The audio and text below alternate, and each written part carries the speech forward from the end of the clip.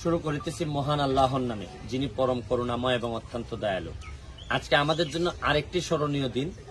আগামী ঈদ, আপনারা জানেন যে কালকেই আমাদের ঈদ, কালকে না পরশুদিন ঈদ।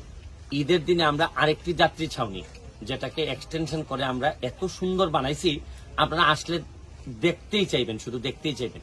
শুধু যাত্রী ছাউনি না, এর সাথে আমরা একটা ঐতিহাসিক জিনিস এই জায়গায় নিয়ে আসতেছি।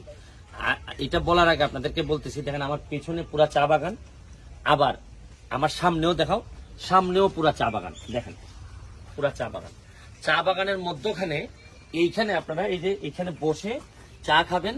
এই আমাদের যে সন্ধ্যার পরে যে লাইটিং থাকবে, লাইটগুলা দেখাও, লাইটগুলা দেখাও, এই লাইটগুলা দেখাও।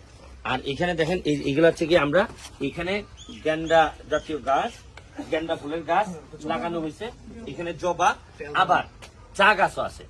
এটা হচ্ছে গিয়ে শুধু মানুষের বসার জন্য।